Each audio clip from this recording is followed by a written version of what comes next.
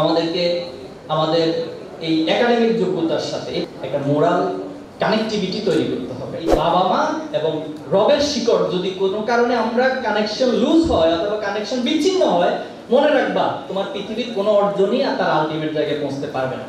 আলহামদুলিল্লাহ, সালাতু ওয়াসসালামু আলা রাসূলিল কারীম ওয়া আলা আলিহি ওয়া সাহবিহি আজমাইন। আমাদের লাইফ আসলে কখনো একটা স্ট্যাটিক ওয়েতে চলে না, এখানে একটা ডাইমেনশনাল ওয়ে কাজ করে। মানুষের সবার জীবনে যে যত বড়ই পৃথিবীর দৃষ্টিকোণ থেকে সফল হোক না কেন, অর্জন করুক না কেন, তাদের সবার জীবনে কিছু না কিছু সময় কিছু দুঃখ আসে, কিছু কষ্ট আসে, কিছু হতাশা আসে। কিন্তু এই সবগুলো বিষয়কে মারি দিয়ে যারা জীবনের প্রত্যেকটা সিঁড়িকে গেইন করতে পারবে, অর্জন করতে পারবে, তারাই ফাইনাল ডেস্টিনেশনে পৌঁছতে পারবে। আমি কিছু স্বপ্ন নিয়ে কথা বলতে চাই। তোমরা যদি জীবনের ফাইনাল ডেস্টিনেশন পর্যন্ত পৌঁছতে চাও, তাহলে তোমাদেরকে একটু বড় করে স্বপ্ন দেখতে হবে। দেখো, বারাক ওবামা যখন আমেরিকার প্রেসিডেন্ট হইলেন, তার আগের লাইফটা যদি তুমি ভালো করে স্টাডি করো, তুমি পাবা তিনি তার একটা বইতেই লিখেছেন। আমরা জানি যে বারাক ওবামার মা ছিলেন আমেরিকান, বাট তার বাবা ছিলেন কিন্তু আফ্রিকান। বাট পরবর্তীতে তার বাবা ভাইয়ের মধ্যে বিচ্ছেদ হয়েছিল। বিচ্ছেদ হওয়ার পর বারাক ওবামা তার নানির কাছে থেকে লালিত পালিত হলেন। তো যখন একটা বয়সে তিনি উপনীত হলেন, তখন তার নানি তাকে স্কুলে ভর্তি করালেন। স্কুলের ম্যাডাম সবাইকে এইম ইন লাইফ রচনা লিখতে দিয়েছে। দ্যাট মিন্স ড্রিম সম্পর্কে লিখো, তোমাদের কার কি স্বপ্ন। আমরা যেটা সচরাচর করে থাকি বাংলাদেশের সিস্টেমে, যে এইম ইন লাইফ রচনা পাইলেই হচ্ছে লেখা শুরু করে I want to be doctor. কিন্তু ডক্টর হব কি হব না, আমার ইচ্ছা আছে কি নাই, এটা একটু ভাবি দেখি না, জাস্ট মুখস্থ করি ডক্টর ইঞ্জিনিয়ার রচনা লিখি। কিন্তু বারাক ওবামার প্রেক্ষাপটটা একটু ভিন্ন ছিল। তিনি ম্যাডামের কাছে গেলেন, সবাই রচনা লিখতেছেন, তিনি ম্যাডামের কাছে গিয়ে বললেন, ম্যাডাম, পৃথিবীতে এমন কি জিনিসটা আছে যেটা অর্জন করলে মোটামুটি আমি আমার এইম ইন লাইফকে সর্বোচ্চ একটা স্বপ্নের জায়গায় পৌঁছাতে পারবো বলে আপনি মনে করেন? তখন ম্যাডাম চিন্তা করলো কি বলা যায়। তিনি অনেক চিন্তা করে বের করলেন, যেহেতু ইউনাইটেড স্টেটস পৃথিবীতে এখনো পর্যন্ত পরাশক্তি হিসেবে তারা আধিপত্য করছে, তুমি যদি ইউনাইটেড স্টেটসের প্রেসিডেন্ট হতে পারো, তাহলে বলা চলে তুমি তোমার স্বপ্ন এবং তোমাদের এইম ইন লাইফকে একটা সর্বোচ্চ হাইস্ট জায়গায় পৌঁছাতে পারছো। তখন তিনি লেখা শুরু করলেন, I want to B the president of United states. এবং তার পরবর্তীতে আমরা জানি, আমাদের কাছে প্রমাণিত হয়েছে, তিনি তখন এইম ইন লাইফ রচনা লিখে সেদিন থেকে তিনি স্টাডি শুরু করলেন। এই যাবৎ যারা আমেরিকার প্রেসিডেন্ট হয়েছে তাদের ব্যাকগ্রাউন্ডটা কি ছিল, তাদের ভিতরে কি কোয়ালিফিকেশন গুলো ছিল, তারা কোন দক্ষতার বলে তারা এই প্রেসিডেন্ট হতে পারছেন, তিনি সেটার মধ্যে তার পুরো স্বপ্নটাকে, তার প্রচেষ্টাগুলোকে ইনভেস্ট করলেন। এবং আলহামদুলিল্লাহ একটা পর্যায়ে আমরা দেখেছি দুনিয়ার দৃষ্টিকোণ থেকেই তিনি আমেরিকার প্রেসিডেন্ট হতে পারছেন। আমাদের যে মেধাটা আছে, বর্তমান সায়েন্স যেটা বলে, একজন মানুষের মস্তিষ্কে যে পরিমাণ মেধা সে ধারণ করে, সেটা 10 লক্ষ কম্পিউটারের চেয়ে অনেক বেশি শক্তি সম্পন্ন। এখন তুমি যদি 10 লক্ষ কম্পিউটারকে একটা এভারেজে 1 লক্ষ টাকা দিয়ে গুণ করো, তোমার সেখানে কত টাকা বের হচ্ছে? 10,000 কোটি টাকা। তো দ্যাট মিন্স আমার এই মেধা, আমার এই মস্তিষ্কের মধ্যে আমি অল টাইম 10,000 কোটি টাকা সম্পন্ন একটা জিনিস নিয়ে বহন করে কিন্তু চলছি। তাহলে আমার কোথায় ঘাটতি রয়েছে? হেলেন কেলারের নাম নিশ্চয়ই তোমরা হয়তো শুনেছো, একজন আমেরিকান উপন্যাসিক ছিলেন। এই ভদ্রমহিলা, তিনি ছিলেন ডিসেবল, তার মানে অন্ধ ছিলেন, বধির ছিলেন বা শারীরিকভাবে প্রতিবন্ধী ছিলেন। কিন্তু তিনি তার স্থানকে আমেরিকার মধ্যে একটা সর্বোচ্চ উপন্যাসিক হিসেবে নিজেকে প্রতিষ্ঠা করছেন। পরবর্তীতে একবার সাংবাদিকরা তাকে প্রশ্ন করলেন, আচ্ছা, সৃষ্টিকর্তা যে আপনাকে এভাবে তৈরি করছেন, আপনাকে অনেক দিক থেকে বঞ্চিত করছেন, আপনার কি সৃষ্টিকর্তার প্রতি, আল্লাহর প্রতি, গডের প্রতি একটু রাগ হয় না? তখন তিনি বলছেন যে সৃষ্টিকর্তা আমাকে যতটুকু দিয়েছেন সেটাকে কাজে লাগাইতে গিয়ে কোনটা যে আসলে দেয় না সেটা চিন্তা করার সময় আমি পাইনি। তাহলে তোমার যতটুকু আছে, ক্যাপাসিটি আছে, যথেষ্ট দিয়েছেন আল্লাহ তাআলা। খলাকাল ইনসান, আল্লাহ তাআলা মানুষকে সৃষ্টি করেছেন খুব চমৎকার একটা আকৃতি দিয়ে, চমৎকার একটা অবয়ব দিয়ে, চমৎকার কিছু সম্ভাবনা দিয়ে। বাট যিনি যতটুকু তার সেই সম্ভাবনাগুলোকে আইডেন্টিফাই করতে পারবেন, যিনি সেই সম্ভাবনাগুলোকে পরিশ্রমের মাধ্যমে কাজে লাগাতে পারবেন, তিনি আলটিমেটলি সফল হবেন। আমরা একটা সময় দেখেছি যে মানুষ এভারেস্ট জয় করবে, এটা চিন্তার বাহিরে ছিল, চিন্তাই করতো না যে এভারেস্ট জয় করবে। কিন্তু আমরা দেখেছি 1991 সালে প্রথম একজন নেপালি নাগরিক এবং একজন নিউজিল্যান্ডের নাগরিক, দুজন যৌথভাবে এভারেস্ট জয় করেছিল। এরপরে একজন দৃষ্টি প্রতিবন্ধী এভারেস্ট জয় করবেন, এটা মানুষের আরো কল্পনার বাহিরে ছিল যে তার দৃষ্টি নাই, সে কিভাবে এভারেস্ট জয় করবে। অথচ সেটাও প্রমাণ করে দেখেছে 2001 সালে এরিক নামক একজন আমেরিকান নাগরিক ভদ্রলোক, তিনি সর্বপ্রথম দৃষ্টি প্রতিবন্ধী হয়েও এভারেস্ট জয় করেছিলেন। তাহলে এই যে শিক্ষাগুলো, এগুলো আমাদেরকে এটাই বলে আমাদের প্রচেষ্টা আমাদেরকে সফলতা নিয়ে যাবে। মুহাম্মদ সাল্লাল্লাহু আলাইহি ওয়াসাল্লাম, নিঃসন্দেহে তার সম্পর্কে তোমরা কম বেশি জানো। তিনি তার জন্মগ্রহণের আগে পিতাকে হারাইছেন। এখানে এমন কেউ কি আছেন যে আমি এতিম হয়ে পৃথিবীতে আসছি?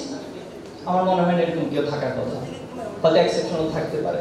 অথচ সেই মুহাম্মদ, সে ছোট্ট বালকটি মক্কায় বসে বসে স্বপ্ন দেখতেন যে পৃথিবীতে এত অসঙ্গতি, এত জুলুম, এত নির্যাতন, একজন কন্যা সন্তান জন্মগ্রহণ করবে সেটাকে তারা তাদের জন্য একটা প্রেস্টিজ ইস্যু হিসেবে নিত। এটাকে তারা নেগলেক্টিং একটা জায়গা থেকে বহন করতো, সামাজিক ভ্যালু থেকে। তার রেজাল্ট কি ছিল? সেই কন্যা সন্তান জন্ম নিয়ে তাকে জীবন্ত পথিত করত। সেই আইয়ামে জাহেলিয়াতকে স্বপ্ন দেখেছেন যে পরিবর্তন করব। আলহামদুলিল্লাহ একটা পর্যায়ে সেই স্বপ্নের সাথে যখন অনেক সারথি যুক্ত হলেন, অনেকে যখন কমিউনিটি একসাথে করে সেই স্বপ্নের সাথে প্রচেষ্টা চালালেন, আলহামদুলিল্লাহ একটা পর্যায়ে আমরা দেখেছি সেই আইয়ামে জাহেলিয়াত চেঞ্জ হয়ে একটি সোনালী সমাজ প্রতিষ্ঠিত হয়েছে। আমাদেরকে আমাদের এই একাডেমিক যোগ্যতার সাথে একটা মোরাল কানেক্টিভিটি তৈরি করতে হবে। যারা মুসলিম, তুমি কোরআন থেকে তোমাকে ধর্মগ্রন্থ থেকে তোমার মোরালিটি শিখতে হবে। যিনি হিন্দু আছো, তোমাকে তোমার বেদ গীতা থেকে তোমার মোরালিটি শিখতে হবে। কোনো ধর্ম আসলে মানুষকে মোরাল থেকে বের হতে বলে না, কিন্তু আমাদের এই সমাজে কিছু উদ্ভট এবং কিছু অমানুষ, আমি তাদেরকে শব্দটা অমানুষ বলবো, তারাই হচ্ছে মানুষদেরকে এই মোরালিটির বাইরে নিয়ে যাওয়ার জন্য নতুন একটা রাস্তা, নতুন একটা তত্ত্ব, নতুন একটা থিওরি তারা আবিষ্কার করে এবং সে মাধ্যমে নিয়ে যায়। ইনফরমেশন টেকনোলজি আমাদেরকে অনেক দিয়েছে, কিন্তু আজকে সমাজ খুব গভীরভাবে চিন্তা করলে দেখা যায় যা দিয়েছে তার চেয়ে বেশি আমাদের কাছ থেকে নিয়ে চলে গেছে। আমরা দেখেছি মাঝখানে যে একজন অভিভাবক, তিনি একজন শিক্ষিকা, তিনি তার বক্তব্যে কান্নাকাটি করতেছেন যে শিক্ষা ব্যবস্থা এবং এই ডিভাইসগুলো, ইন্টারনেটের আসক্তিগুলো এমন পর্যায়ে পৌঁছে গেছেন, এখন তার শিক্ষার্থী, তার ছাত্রদেরকে, তার সন্তানদেরকে তিনি তার পাহারা দিয়ে রাখতে পারছেন। কতক্ষণ পাহারা দিয়ে রাখা যায় একজন মানুষকে? তাহলে প্রিয় শিক্ষার্থী বন্ধুরা, আমি তোমাদেরকে আজকে এই অনুরোধ করব, তোমাকে তোমার এই চ্যালেঞ্জগুলো সম্পর্কে খুব বেশি সচেতন হতে হবে এবং চ্যালেঞ্জ কিভাবে ওভারকাম করতে হয় তোমার মানসিক এবং সামষ্টিক একটা সামাজিক পরিবেশের মধ্যে যদি তুমি থাকতে পারো, পরিবেশটা তৈরি করতে পারো, তাহলে তোমাকে এই চ্যালেঞ্জ উত্তরণ করা সহজ হয়ে যাবে। আমি কয়েকটা পরামর্শ দিচ্ছি এক্ষেত্রে, এই পরামর্শগুলো দিয়ে আমি কথা শেষ করছি। নাম্বার 1 পরামর্শ দিব, আমাদের দুইটা শিকড় রয়েছে, দুইটা শিকড়। কখনো তোমার এই শিকড়ের সাথে যেন কানেক্টিভিটি নষ্ট না হয় বা শিকড়ের সাথে যেন সম্পর্ক নষ্ট না হয়, তোমাকে অনেক বেশি সচেতন থাকতে হবে। নাম্বার 1 শিকড় কি? সেটা হলো তোমার গডের শিকড়, আল্লাহর শিকড়, রবের শিকড়। আমরা যদি রব আমাদেরকে যদি সৃষ্টি না করতেন, যদি না পাঠাইতেন, এই পৃথিবীতে আসার কোনো সামর্থ্য আমাদের ছিল? আমরা কি জোর করে নিজেকে পৃথিবীতে নিয়ে আসতে পারতাম যদি রব আমাদেরকে না পাঠাইতেন? পারতাম না। এই জন্য রবের সাথে সম্পর্ক যত গভীর থাকবে, তুমি কখনো বিচ্ছিন্ন হবে না। একটা উদাহরণ দিই, পৃথিবীতে একটা শ্রেণী আছে নাস্তিক, তারা বলে যে পৃথিবী এমনি এমনি তৈরি হয়েছে, এমনি এমনি ধ্বংস হয়ে যাবে। তো বাদশাহ হারুনুর রশিদের কাছে একজন নাস্তিক এসে যখন এই দাবি উত্থাপন করলো যে পৃথিবীতে এমনি এমনি সৃষ্টি হয়েছে, ধ্বংস হয়ে যাবে, এখানে রবের প্রতি বিশ্বাস আনার প্রয়োজনটা কি? তখন হারুনুর রশিদ ইমাম আবু হানিফাকে এটার জন্য কল করলেন যে আপনি একটু আসবেন, আপনি এসে এই নাস্তিকের জবাব দিবেন, সেটা যুক্তি দিয়ে দেখাবেন যে রব আছেন। তখন একটা দিন ঠিক করা হলো, টাইম ফিক্সড করা হলো। ইমাম আবু হানিফা ইচ্ছাকৃতভাবে সেই টাইমটা লেট করলেন এবং সেখানে উপস্থিত হলেন। উপস্থিত হওয়ার পর তাকে সবাই যখন জিজ্ঞেস করলো যে আপনি এত দেরি করে আসছেন কেন এখানে, তখন তিনি বললেন যে আমি যখন আসছিলাম, বাসা থেকে বের হয়েছি প্রোগ্রামে আসার জন্য, প্রতিমধ্যে একটা নদীর ধারে আমি উপনীত হলাম।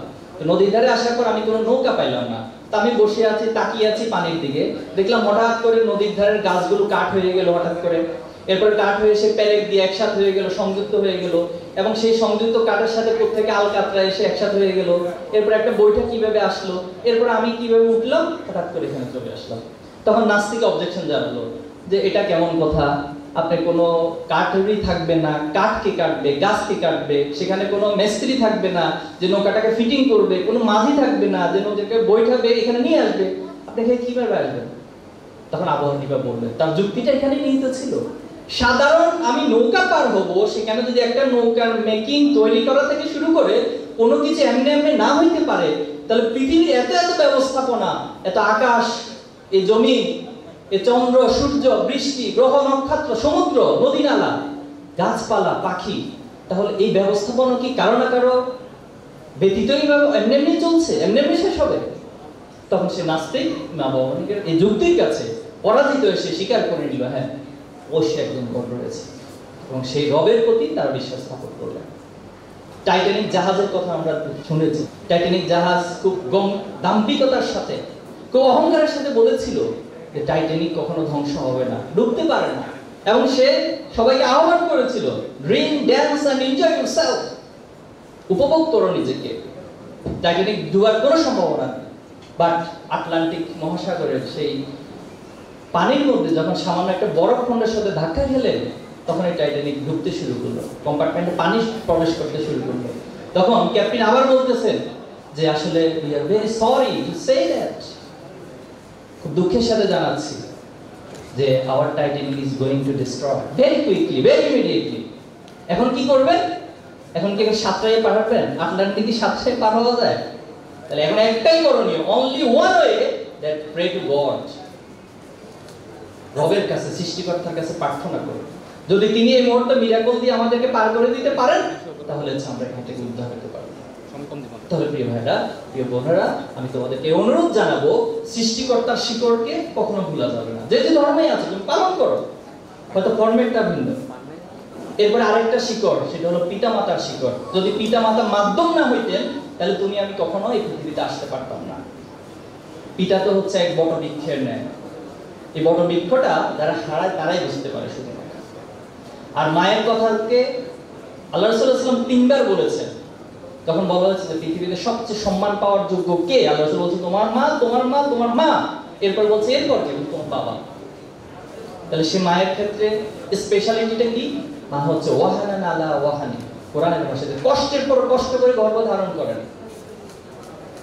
এবং বর্তমান সায়েন্স রিসার্চ করে যেটা বের করেছেন যে একজন মা একজন সন্তানকে গর্ভধারণ থেকে শুরু করে ভূমিষ্ঠ করার পর্যন্ত যে কষ্ট অনুভব করে, সেটাকে তুলনা করা হচ্ছে একজন জীবিত মানুষের অনেকগুলো হাড়কে যদি একসাথে করে ভেঙে ফেলা হয়, একজন জীবিত মানুষ সে হাড় ভাঙাতে কষ্ট অনুভব করেন, একজন মা তার সন্তানকে গর্ভধারণ এবং ভূমিষ্ঠ থেকে শুরু করে তার চেয়ে কয়েক গুণ বেশি কষ্ট অনুভব করে।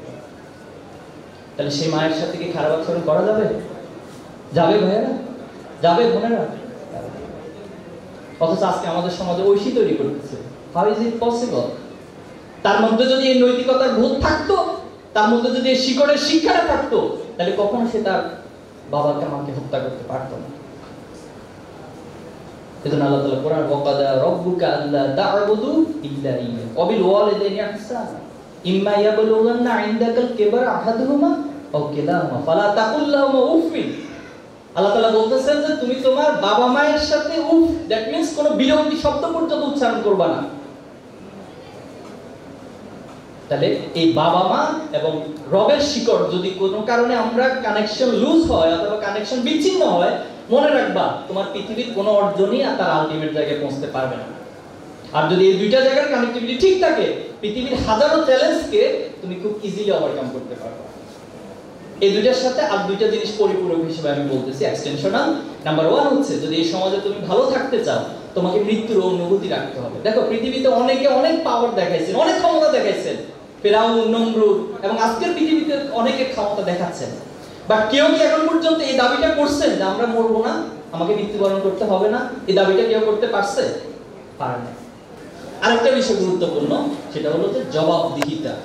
নিউটনের সূত্রটা নিঃসন্দেহে তোমরা সবাই জানো যে every action has an opposite reaction. তুমি যাই করবা, পৃথিবীতে যাই করবা, একটা ভালো কাজ করবা, মনে রাখবা এটা কোনো না কোনো ভাবে তুমি সেটার ফিডব্যাক পাবাই, দুনিয়াতেও পাবা, পরকালেও পাবা। তাহলে আমাদের এই মেধার সাথে আমরা যখন চমৎকার এই জিনিসগুলোর কম্বিনেশন ঘটাতে পারবো, নিঃসন্দেহে বিশ্বাস করো আমরা আমাদের ফাইনাল ডেস্টিনেশন পর্যন্ত পৌঁছতে পারবো। এরপর একটা সৎ সঙ্গ প্রয়োজন। সৎ সঙ্গকে বাছাই করার ক্ষেত্রে তোমাদেরকে অনেক বেশি সতর্ক হতে হবে, কনসাস হতে হবে। ধন্যবাদ জানাচ্ছি এই চমৎকার আয়োজনের জন্য, মেধাবীদেরকে উৎসাহিত করার জন্য, সেলিব্রেট করার জন্য, পাশাপাশি তাদের এই মেধার সাথে নৈতিকতার সমন্বয় ঘটিয়ে তারা যেন সত্যিকার অর্থে ভালো মানুষ হইতে পারে, নিজেদেরকে এই সোসাইটির জন্য, এই সমাজের জন্য, এই রাষ্ট্রের জন্য সত্যিকার অর্থে একজন সার্থক মানুষ হিসেবে তৈরি করতে পারে। সেই আয়োজনের জন্য তাদেরকে ধন্যবাদ জানাচ্ছি, এবং কষ্ট করে যারা আজকে আয়োজনে এসেছেন, সম্মানিত অভিভাবকবৃন্দ, শিক্ষার্থীবৃন্দ, সবাইকে অনেক অনেক ধন্যবাদ জানিয়ে আমার কথা এখানে শেষ করছি। তোমাদের জন্য অনেক অনেক শুভকামনা। আসসালামু আলাইকুম ওয়া রাহমাতুল্লাহ।